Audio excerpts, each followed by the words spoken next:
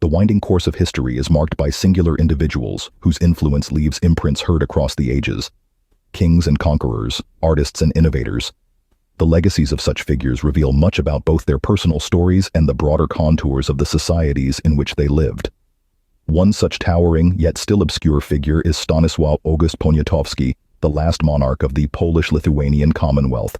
His royal tenure spanned over 3 decades of the late 18th century, a period of immense upheaval and change that ultimately culminated in Poland's dissolution.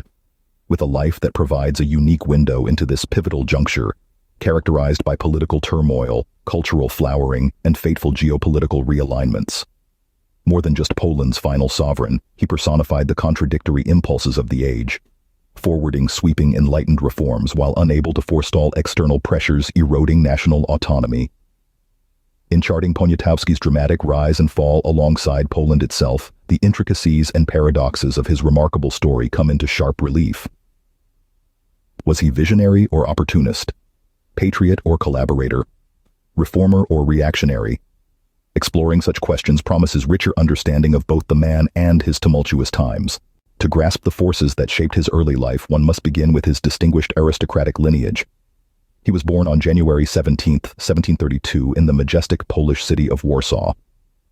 Stanisław's family, the Poniatowskis, were prominent members of the Szlachta, Poland's powerful landowning nobility.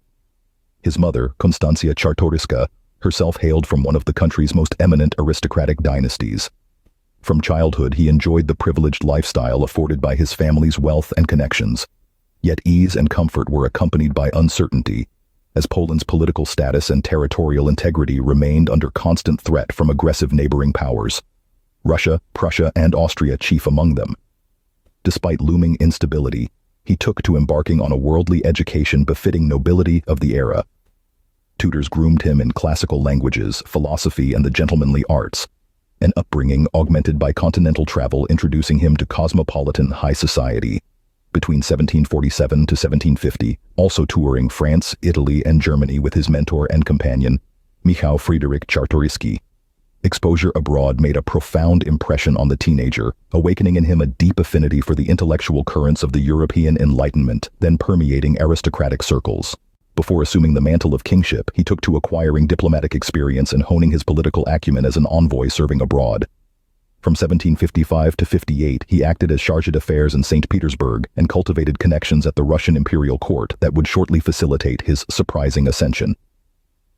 Little did he realize during these formative years that fate was quietly positioning him for a role that history would both exalt and condemn. Poland's last monarch.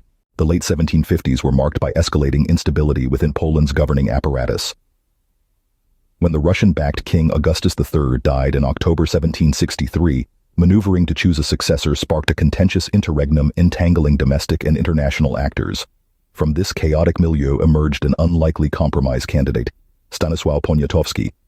Backed by Russian Empress Catherine II, with whom he shared intimate ties, he was elected King of Poland on September 7, 1764. Though he clearly possessed leadership qualities, his appointment owed much to foreign coercion along with support from Czartoryski family connections. For Catherine, installing a dependent figure like Poniatowski achieved her strategic objectives for Poland, a pliant neighbor that Russia could dominate while avoiding outright conquest. However, promoting Russian interests over Polish independence left the new king vulnerable to accusations of treasonous collaboration that would haunt his rule. Once enthroned, Poland's new monarch outlined an ambitious slate of far-reaching reforms. He sought to reorganize politics along parliamentary lines, strengthen the central government and military, modernize the economy, and improve peasantry living standards. Early measures like expanding religious tolerance and judicial due process suggested sincerity behind his enlightened aspirations. However ambitious his goals, geopolitical realities severely circumscribed any room for maneuver. Domestically, his authority was checked by unruly nobles, while abroad Russia remained determined to dictate terms. Persistent distractions prevented full investment in thoughtful long-term reforms. A mere 3 years into his reign, Russia's heavy-handedness produced a diplomatic crisis culminating in the disastrous War of the Bar Confederation. This anti-Russian uprising absorbing Poland between 1768 and 1772 highlighted the difficulties balancing sovereign interests with domineering foreign powers. Ultimately, the crisis became a pretext for renewed territorial seizures, setting the stage for Poland's coming dissolution. Facing crisis this early in his reign, he neither abandoned hope nor slackened reformist zeal. In November 1773, he established Poland's first dedicated Ministry of Education to strengthen learning and cultural development. The following May produced an even more momentous development: promulgation of Europe's first written national constitution. Hailed as the Constitution of May 3, 1791, this document enshrined a hereditary monarchy, separation of powers, and protections for the nobility while expanding citizen rights.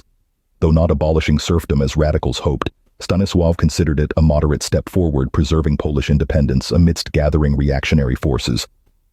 However, it was constitutional ratification that proved his crowning political feat, a watershed encapsulating Enlightenment thought transposed upon Polish realities. Yet controversy and unfulfilled promise remained attached to this crowning glory. Polish conservatives rejected the new constitution as threatening traditional noble prerogatives, while reformers criticized its limited scope. Meanwhile, Russia perceived the constitution as undermining its influence over Polish affairs. Within a year, imperial armies invaded Poland to forcibly scrap the new charter and reassert domination. The king himself was even temporarily captured as a Russian prisoner accused of Jacobin sympathies. Though an inspirational achievement for posterity, the doomed constitution also embodied failures haunting the king's rule. Despite good intentions, idealistic reforms ran aground on reactionary obstruction and Russian imperial intransigence.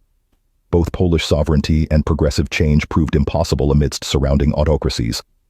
Sadly, after ruling Poland for over 30 years, the king's reign entered its twilight by the 1790s as the tide turned irrevocably against Polish sovereignty.